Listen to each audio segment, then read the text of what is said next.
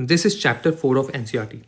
In this chapter, we will solve UPSC questions from this chapter from 1979 to 2025. In next video, we will solve from 2008 to 2025 CDS question, then CAPF question, and then NDA question. So all these 4 exams question from this particular chapter we will solve. And इस chapter में ये सारे topics हैं, ठीक है. जो भी question in topic से आए ये सब करवाया जाएगा.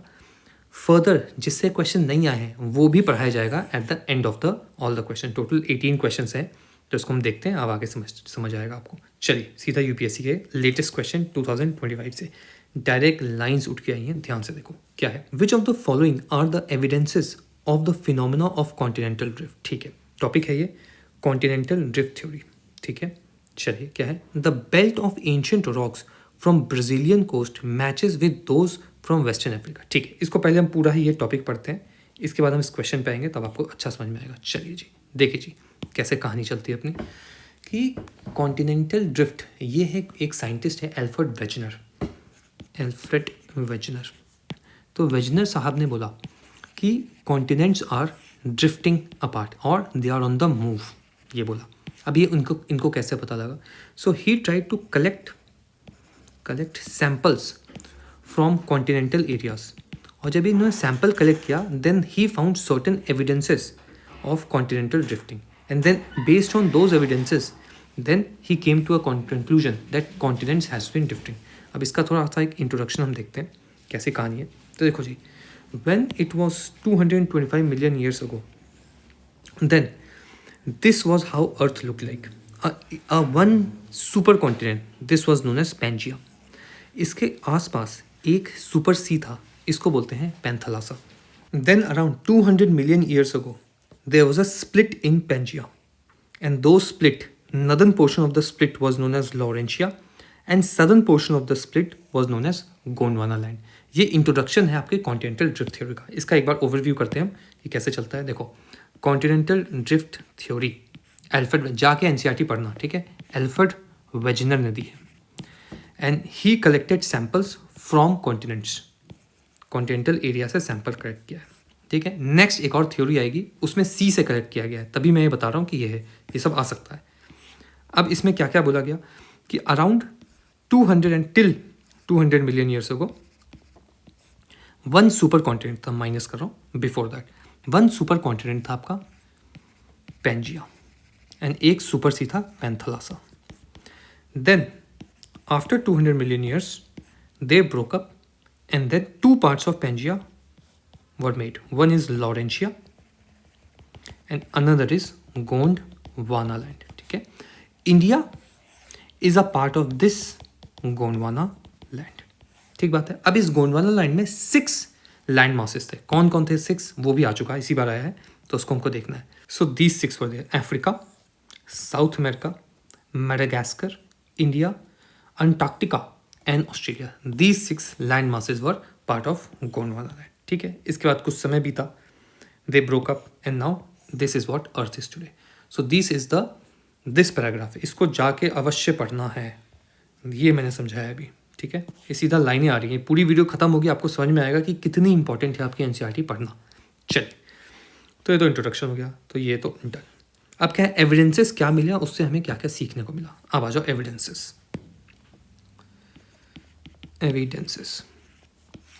तो सबसे पहला एविडेंस मिला jigsaw puzzle. The continents were able to fit like a jigsaw puzzle. Best example of this is South America and Africa. अगर आप ध्यान से देखोगे, साउथ अमेरिका एंड अफ्रीका, देख रहे हो कैसे जिक्सॉ पजल के लिए फिट हो रहा है. तो this is matching of the continents, ये फर्स्ट एविडेंस है.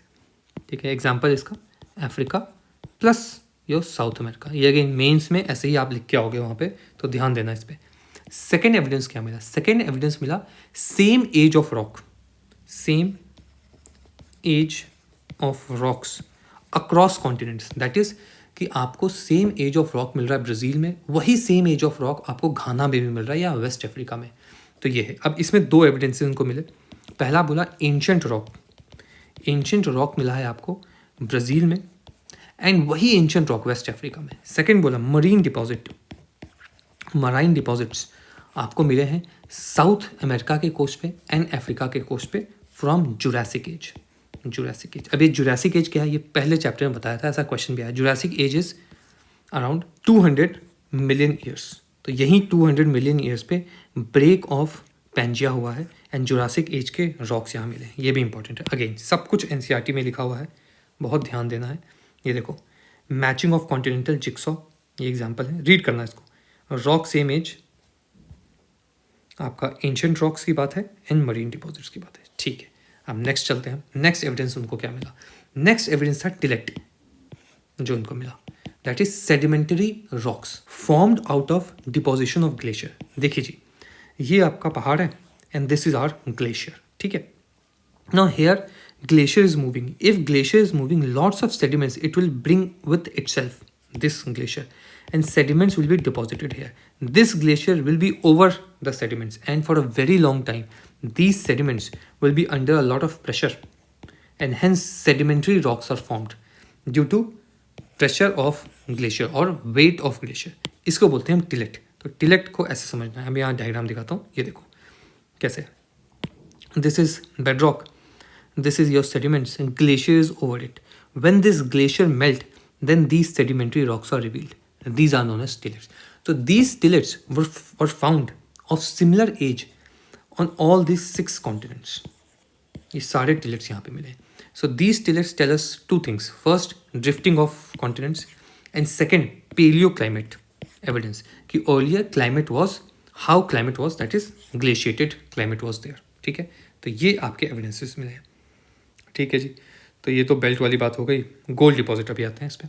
अब है एक प्लेसर डिपॉजिट का एविडेंस। नेक्स्ट एविडेंस, टिलेट हो गया काम। अब नेक्स्ट एविडेंस है प्लेसर डिपॉजिट। ये प्लेसर क्या होता है पहले यही समझना है। देखिए, placer is accumulation of heavy and valuable minerals, that is gold, silver, platinum, diamond, ये सब होते हैं placers. So these placers were found both in Ghana coast, same type of placer deposit in Ghana coast and Brazil. Again, continental is drifting. Last evidence was your distribution of fossil. Here 2 fossil they are talking about. One is lemur. ठीक है, lemur Google करना lemur क्या होता है। So this lemur fossil was found in India, it was found in Madagascar, it was found in Africa. तो subsequent land masses यहाँ पे मिला है lemur. India, Madagascar and Africa, यहाँ पे लेमूर मिला है इनको। ठीक बात है, तो बोला कि एक जगह सेम टाइप के फॉसिल मिल रहे हैं, तो ये हो सकता है कि एक ही लैंड मास हो। सेकेंड एविडेंस मिला इनको मेजोसोरस का। मेजोसोरस अगेन बोला कि mesosaurus is a small reptile and it was found in 2 locality. One is southern cape of South America या साउथ अफ्रीका, तो one is South Africa plus Brazil. और यहाँ पे एक नाम मेंशन है, इरावर फॉर्मेशन ऑफ ब्राज़ील। ये ना घूम के आएगा कि व्हाट इज़ इरावर, where is the location of इरावर।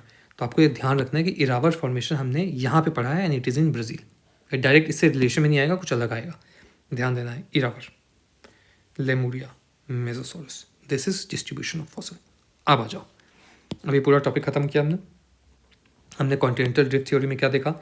Alfred Wegener, इन्होंने कॉन्टिनेंट से एविडेंसेस इकट्ठा किए। Which were those evidences? First evidence was jigsaw fit, where he said that South America and Africa are fitting like a jigsaw puzzle, they were together. Same age of rock. Here he said that ancient rocks and marine deposits one can find in Brazil and Africa, and they are of same age, that is Jurassic age. Then he said tillect, that is sedimentary rocks found because of deposition of glaciers, and these were found on all the 6 land masses of Gondwana land. Then placer deposit, he said that Brazilian coast and Ghana coast gold are similar, has similar formation. Then he said fossil, Lemuria and Mesosaurus. He said those fossils were seen, I think Lemuria is seen in Africa, Madagascar and India, and Mesosaurus are seen in South America and South Africa. ठीक है, and इरावर formation of Brazil में मिला है। तो ये सब evidence है। ठीक है, अब हम इस क्वेश्चन पे आते हैं। आपको इतना पता होना चाहिए तब होंगे क्वेश्चन। अब देखो क्या लिखा हुआ है, अब आसान है। Which of the following are the evidences of continental drift? अभी हमने 5 एविडेंस पढ़े हैं। सबसे पहले हमने पढ़ा जिक्सॉ, फिर एंशिएंट रॉक, इसके बाद हमने देखा है टिलेक्ट, फिर हमने देखा है प्लेसर डिपॉजिट, तब हमने देखा है फॉसिल्स। उसमें से 3 यहाँ पूछती हैं। क्या बोला है? The belt of ancient rock, direct line है, from Brazil coast matches with those of western Africa. ये देखो, the belt of ancient rocks 200 million years from Brazil course matches with those of western Africa. ठीक है, अब क्या है, next time marine deposit से question बन जाएगा। ये 2 पॉइंट हैं इसमें। नेक्स्ट क्या है, the gold deposits of Ghana are derive from Brazil plateau when the two continents lay side. तो गोल्ड डिपॉजिट की बात हो रही है, placer deposits. Gold deposits of Ghana are derive from Brazilian plateau. Next, Gondwana land system, Gondwana system of sediments from India is known to have its counterpart in 6 different land masses of southern hemisphere. अब देखो, Gondwana system 6 different land masses. All of the above is the answer. C होना चाहिए इसका answer. ठीक है, और ये question काफ़ी बार रिपीट हुआ है, आगे आप देखोगे तो ये वाला टॉपिक काफ़ी रिपीट हुआ है। ठीक है, इसमें भी ये बचा हुआ है, इसको हम कुछ देर में देखते हैं। चलिए अब नेक्स्ट क्वेश्चन देखते हैं क्या पूछा गया है जी। सेम कहानी, 1995 का क्वेश्चन है। The Indian subcontinent was originally a part of huge landmass called Gondwana land. देख पा रहे हो, गोंडवाना लैंड, सेम टॉपिक जो ऊपर हमने देखा है, यही सेम पैराग्राफ। आंसर टी है। एक ही टॉपिक से इतने क्वेश्चन आए, देखो फिर से सेम टॉपिक से क्वेश्चन है। अगर आप ढंग से अगर नहीं पढ़ोगे ये सब तो एग्ज़ाम नहीं होगा। और आप ये बोलते रहोगे कि syllabus is too huge, it is not. Same topic से घूम घूम के क्वेश्चंस आ रहे हैं, उसी टॉपिक को करते रहो। कोई भी random test series, random questions मत करो, अच्छे से PYQ करो, रिवर्स इंजीनियरिंग करके रीडिंग करो, तब जाके वहाँ पे क्लियर होगा, नहीं तो नहीं होगा।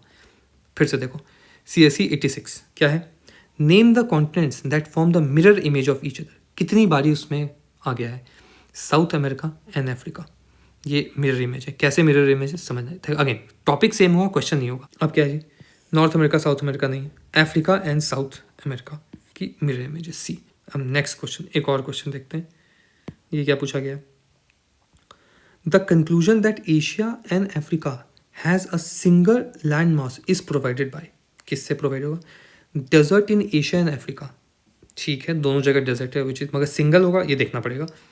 The similarity in climate of certain reasons of Asia and Africa, हाँ सिमिलैरिटी है, बिल्कुल सिमिलैरिटी है क्लाइमेट्स में।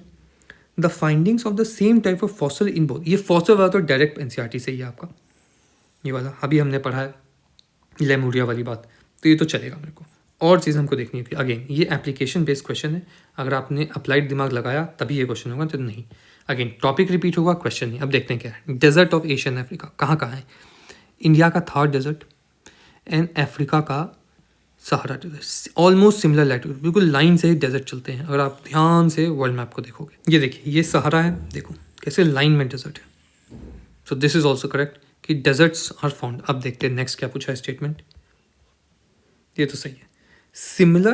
Similarity in the climate of certain regions of Asian Africa, certain regions के क्लाइमेट सिमिलर है, बिल्कुल सही बात है। हमारे यहाँ भी सवाना टाइप ऑफ क्लाइमेट मिलता है, इक्वेटोरियल टाइप ऑफ क्लाइमेट मिलता है, अब वहाँ भी ऐसा ही है। तो ये यहाँ पे थोड़ा और लिखा हुआ है कि glaciation deposit that is stellate found in Africa, Madagascar, Arabia, Antarctica और ऑफ सिमिलर ओरिजिन। तो similarity of paleo climate, similarity of today's climate also, तो ये दोनों ही सही है।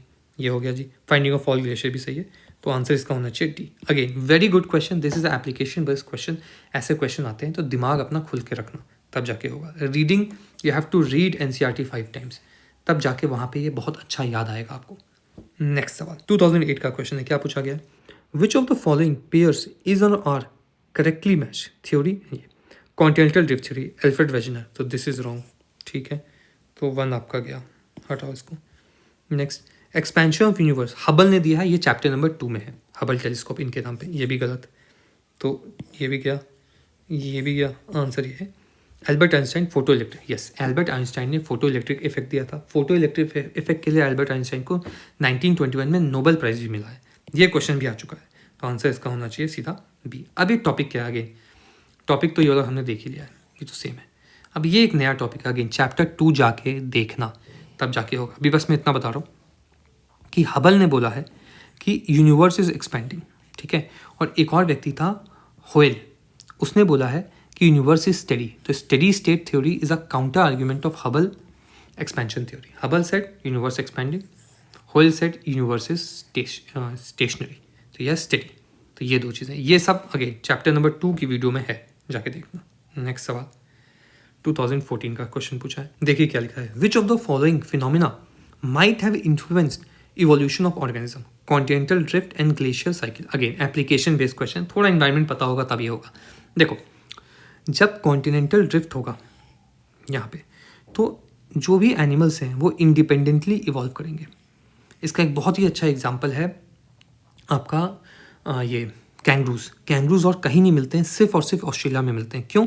क्योंकि वहाँ पे जो जब ऑस्ट्रेलिया सेपरेट हुआ तो आइसोलेट हो गया तो जेनेटिक डाइवर्सिटी वहाँ पे अलग तरीके से थी, इंटरमिक्सिंग नहीं हुई, तो इसलिए मार्सुपियल मैमल्स ऑस्ट्रेलिया में आपको देखने को मिलते हैं. ठीक है, एक तो ये है, यहाँ लिखा हुआ है सब कुछ, मैं थोड़ा थोड़ा बता रहा हूँ आपको, रीड करना है इसको. ठीक है, फिर क्या है glacier cycle. Again glacier cycle से आइसोलेशन होगा तो जेनेटिक डाइवर्जेंस आएगा. जेनेटिक डाइवर्जेंस आएगा तो इवोल्यूशन ऑफ ऑर्गेनिज्म अलग अलग तरीके से होगा. देखो, isolation, genetic divergence, glacier cycle. Other भी है continental drift, independent evolution, marsupials.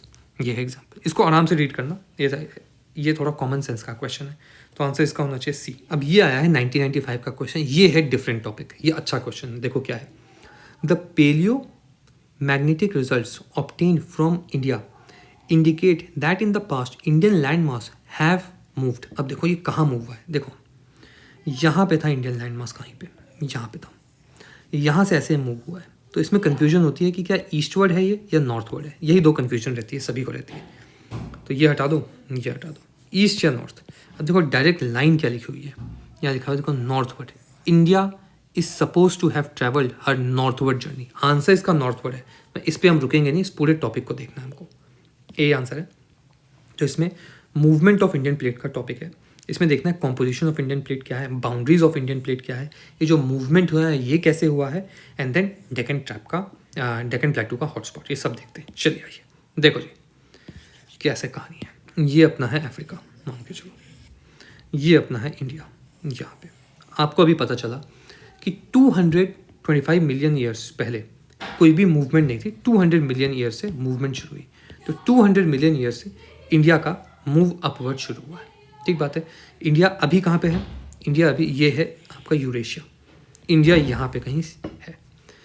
ये इसकी नदर्न बाउंड्री है, ये इसकी ईस्टर्न बाउंड्री है, ये इसकी वेस्टर्न बाउंड्री है, और ये आपकी सदर्न बाउंड्री. ऐसे ही इंडिया का. ठीक है, अब जरा आ जाओ, ये बेसिक है. अब देखते हैं. देखो जी, ये जो इंडियन प्लेट है इसकी पहले कॉम्पोजिशन समझना है. तो Indian plate is compose of two things. One is India, this India, and other is Australian plate. तो ये दोनों प्लेट मिला के इंडियन प्लेट बनती है. तो ये कॉम्पोजिशन है. अब बाउंड्री क्या है इंडियन प्लेट की? तो नॉर्थ में हिमालय है, ये है बाउंड्री. ईस्ट में आप देखोगे तो वहाँ पे लिखा हुआ है दो, Rocky Huma mountains which is this, and Java trench. ठीक है, थोड़ा सा और साइड में हम जाएंगे तो साउथ वेस्ट पैसिफिक ये है. फिर उसके बाद आपके वेस्ट में बाउंड्री क्या है? वेस्ट में बाउंड्री है आपका Kirthar mountains, Makran coast, Red Sea ridge, and Chagos archipelago. ये अगेन ये सारे नाम आपको ध्यान रखने चाहिए. साउथ में बाउंड्री क्या है? तो साउथ में है अंटार्कटिका की बाउंड्री, यहाँ पे. इसको एक और मैप में मैं आपको दिखाता हूँ. ये देखिए, ये है Indian plate. This is your Himalayas, Kirthar, Makran coast, Red Sea, Chagos archipelago. This is your western boundary. नीचे जाएंगे अंटार्कटिका प्लेट, सदर्न बाउंड्री. यहाँ जाएंगे रॉकी ह्यूमा, जावा ट्रेंच, और यहाँ जाएंगे साउथ वेस्ट पैसिफिक. तो ये आपकी बाउंड्री आपको बिल्कुल ध्यान रहनी चाहिए, नॉर्थ साउथ. चलो इसको एक बार फिर से रीड करेंगे. पॉज करना, खुद से इसको भरने की कोशिश करना. मैं ये इंडिया लिख रहा हूँ. नॉर्थ बाउंड्री में 1, साउथ में नंबर 2, नंबर 3, साउथ नहीं मतलब ईस्ट, नंबर 4, इसमें 4, 5, 6, 7, 8, 9. ये 9 नेम्स हैं इंडियन बाउंड्री के. ये बहुत डिफिकल्ट हो जाता है एनसीईआरटी में. पॉज करो और खुद से लिखने की कोशिश करो. ये 9 के 9 नेम. 2, 3, 1. चलिए, दिस इज योर हिमालय. ठीक है,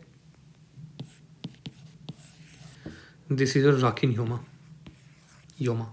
दिस इज योर जापान, ये जापान बोल रहा हूँ, Java. This is your South West Pacific,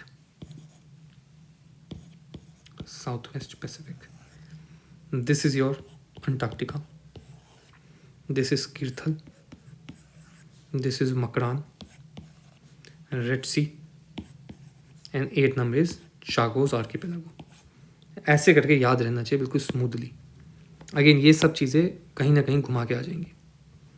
तो ये है, बहुत ध्यान से पॉज करना, ये सारे नाम देखो।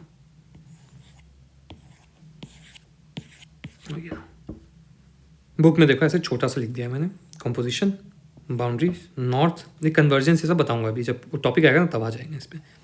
North, east, west and south. ठीक है, अब देखते हैं मूवमेंट ऑफ इंडियन प्लेट में क्या हुआ। तो देखो जी, जो इंडियन प्लेट है वो मूव होनी शुरू हुई आपकी 200 मिलियन ईयर्स पे। ठीक है, नॉर्थवर्ड मूवमेंट। 140 मिलियन ईयर्स पे जो आपकी प्लेट थी, इंडियन प्लेट, वो 50 डिग्री साउथ ऑफ इक्वेटर थी। अगर ये इक्वेटर है तो यहाँ पे कहीं थी, यहाँ पे 140 मिलियन ईयर्स पे। ठीक है, इसके बाद कुछ और समय गुजरा, 60 मिलियन ईयर्स पे ये एक हॉटस्पॉट के ऊपर पहुंची। उस हॉटस्पॉट का नाम है रीयूनियन हॉटस्पॉट। तो कहीं यहाँ पे इंडियन प्लेट पहुंची, और यहाँ पे रीयूनियन हॉटस्पॉट ने इंडियन प्लेट में वॉल्केनिज्म करवाया। अभी जो प्रेजेंट में हम डेक्कन प्लेटू देखते हैं, इसी वॉल्केनिज्म की वजह से हुआ। So due to this volcanism Indian plate become thin. ठीक है, ये थिन हुआ तो स्पीड ऑफ इंडियन प्लेट ज़्यादा होगी, और 60 मिलियन पे यहाँ पे था इंडियन प्लेट, 60 मिलियन ईयर्स हो, एंड 40 से 50 मिलियन ईयर्स के पास इंडियन प्लेट सीधा टकराया। इसलिए because of this speed your Himalayas are high rising mountain, क्योंकि स्पीड से टकराया, बहुत सारी एनर्जी थी, तो दो प्लेट टकराई, कन्वर्जेंस हुआ और mountain, high rise mountain form हुए। तो ये बात ध्यान रखने की इंडियन प्लेट का टाइमलाइन क्या है। तो बहुत सिंपल कहानी है इंडियन प्लेट की टाइमलाइन में। 200 मिलियन ईयर्स पे मूवमेंट शुरू हुआ सबसे पहला। सेकेंड, 140 मिलियन ईयर्स पे ये 50 डिग्री साउथ पे था। 60 मिलियन ईयर्स पे reunion islands. Fourth, 40 to 50 million years पे ये टकराया और अभी प्रेजेंट जो सिचुएशन है, लोकेशन है, उस पर पहुंचा। This is north move, this is 50 degree south of equator, this is Reunion hotspot या formation of Deccan trap, and this is collision. ऐसे करके याद रखना है। ठीक है, उसको ज़रूर से जाके रीड करने का है। चलिए जी आगे बढ़े, हो गया सब। हाँ, डेक्कन हॉटस्पॉट भी हो गया। नेक्स्ट क्वेश्चन, यहाँ पे एक एपिक जर्नी है, ये सब जो बताया है वही लिखा हुआ है, इसको पॉज करना, रीड करना, नोट्स आपको मिल जाएंगे तो उसमें आप देख लेना।